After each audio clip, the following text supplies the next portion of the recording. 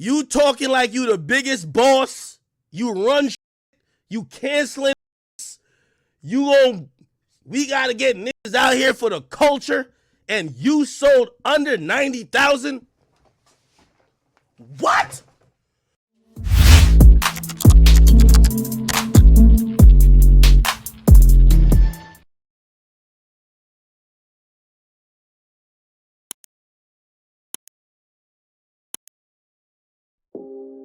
Hey, what's up, y'all? Y'all know my slogan.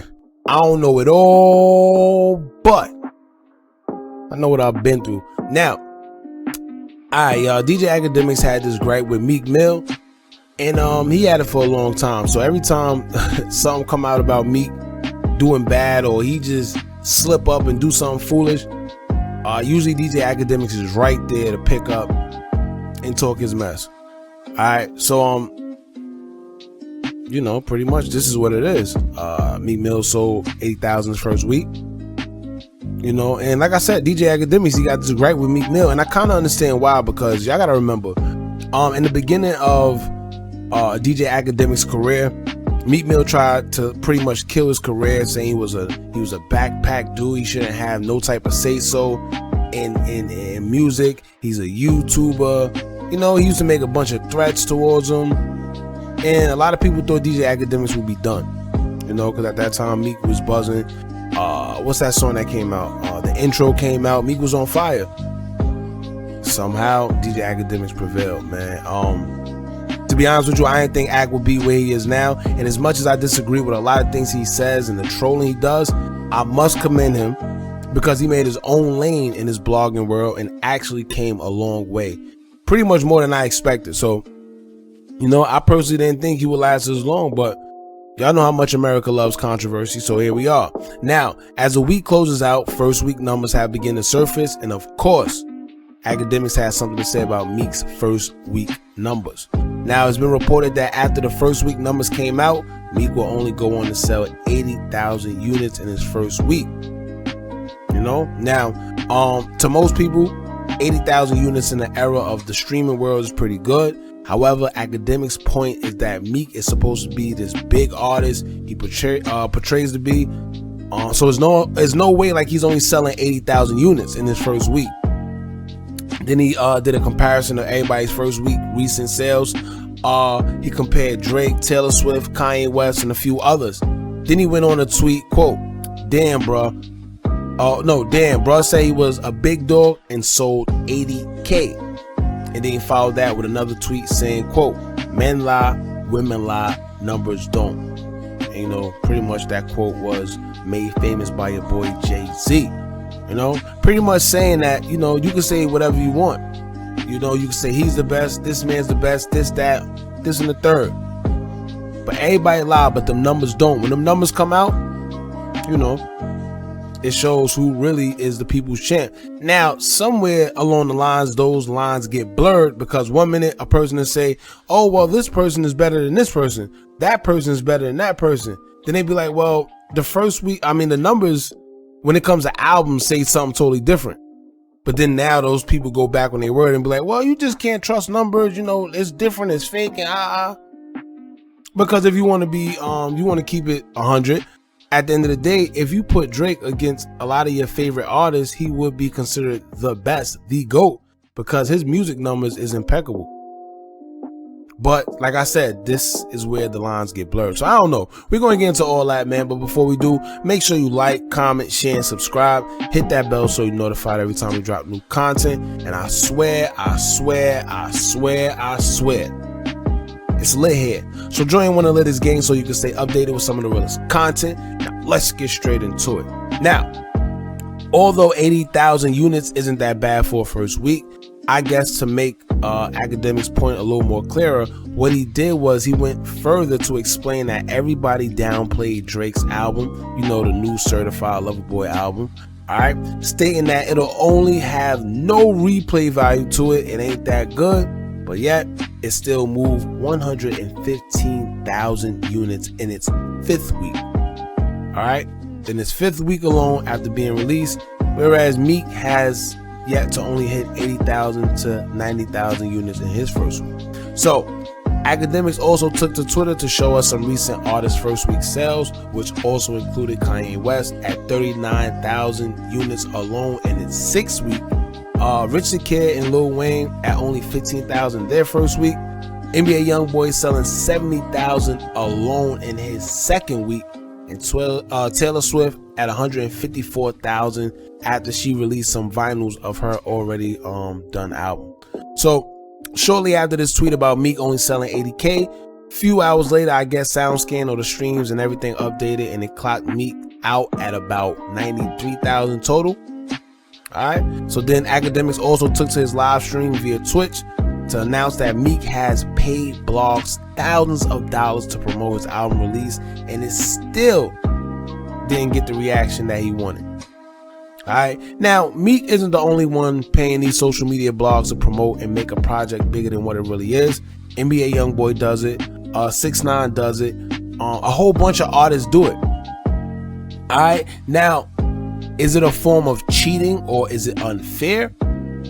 That's up to the people's discretion because everyone has their different opinions about it. Some see it as good marketing, good advertising, but others see it as cheating and feel that, the music should do the talking for itself. It should gain traction organically, but we all know that's not how it goes. Now, as y'all know, like I said, Meek just put out that project, Expensive Pain. He did a whole media run. He held a tour with Lil Baby and Lil Durk, called the Back Outside tour as well. He put out videos back to back on his Instagram, via YouTube as well, and he posted snippets. Now, as far as Meek, when it comes to music, don't get me wrong, Meek will forever be a dope artist, and I feel his freestyling ability is unmatched, right?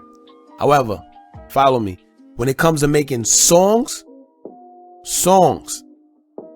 right? I don't think it's his forte. And I'm before some of y'all with y'all different opinions come in the comments and want to object, it's cool if you think otherwise. It's cool. We here to debate.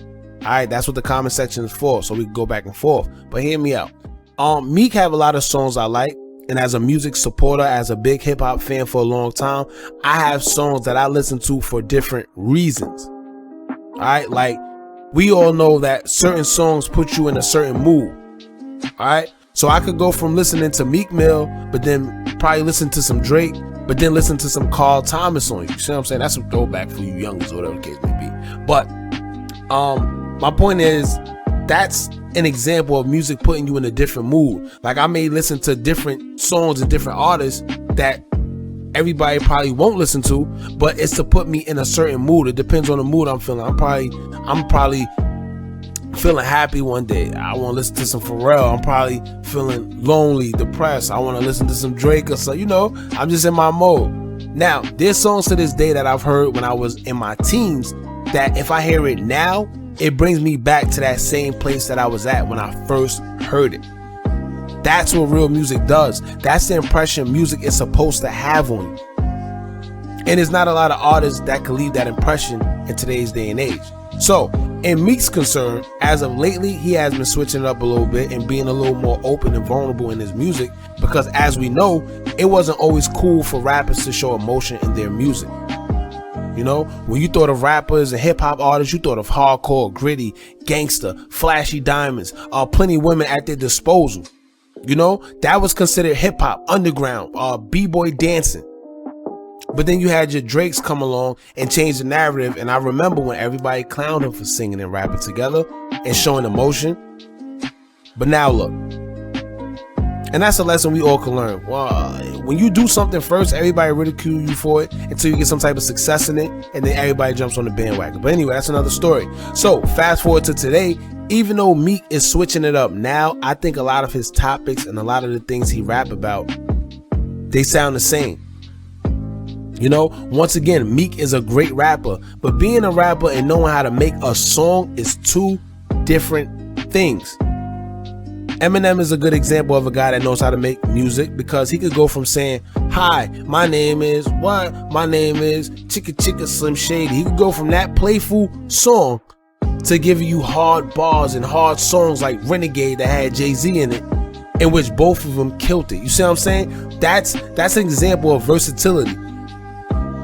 You see what I'm saying? You gotta be versatile when it comes to music. When Eminem used to rap about killing his baby mother and doing this to her, I felt it. When he made that song, Stan, she's stone cold, I wonder why. That's real music. That's because I related. I felt it.